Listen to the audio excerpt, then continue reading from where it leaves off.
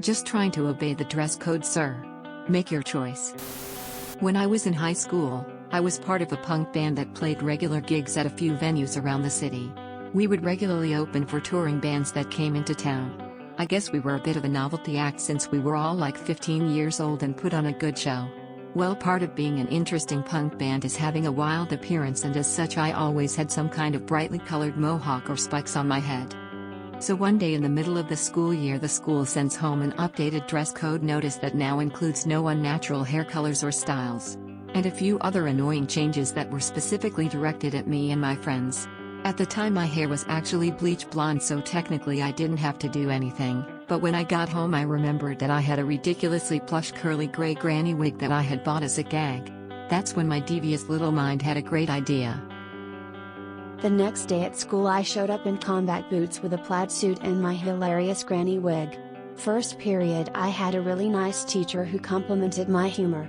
Second period, I had a real hard-ass teacher who I knew must have had something to do with the dress code change, because we had actually argued about my appearance before. So I showed up early to class and had a seat. Class is about to start. The teacher walks in, gets everyone quiet and at attention, then I notice him notice me. He calls me out. "Yes, sir?" I ask. "Take that ridiculous thing off your head right now." I comply, and as I take it off, my freshly dyed bright blue mohawk springs up. The look on his face was priceless. The whole class was stifling their laughter. We all knew he was gonna have to choose. He just tightens his mouth, shakes his head and says "Ugh, whatever." I got to do this with every hard teacher for the rest of my day, forced them to make the choice between the devil and the deep blue sea. Inevitably, it seems I was able to make the rule unenforceable, and after a few weeks other kids were showing up with unnatural hair as well. No one gave us much resistance after that. The phrase "I don't get paid enough for this" really did spring to mind. If the only people distracted by an appearance is the teachers, it's not a uniform policy issue. Now I've known teachers who supplied students shampoo, soap and the like as a subtle indicator that they should be used a bit more regularly, but I've also seen that in the workplace too. When it comes to school uniform though, as a Brit we had one. It was grey, white or black, with the only color being the orange on the tie, that few pupils wore after the first week. No, they weren't clip-on, which was why they were abandoned after the first week. All boys school, not religious. Our school said no shorts for boys. So we wore skirts. I didn't even wear shorts, but by gum, I wore a skirt. I honestly don't remember how long it took for the school to rescind the rule. But it seems like it was almost immediately. It's good to hear that folks still challenge authority and don't just meekly comply. Natural hair color isn't always what people expect. One great example is the Melanesian people in the South Pacific. Love this. What a stupid attempt at a rule.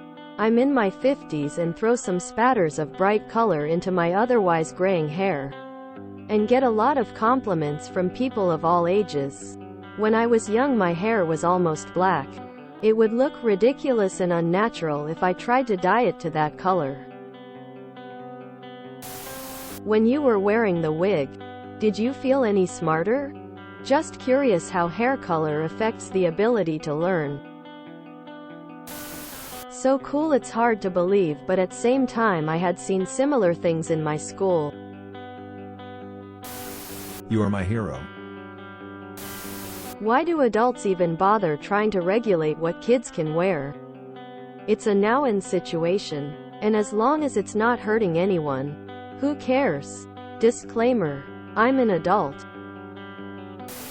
I'm not sure why they had to make the choice of either mohawk or granny wig. If all you had was the mohawk, no wig, what were they supposed to do?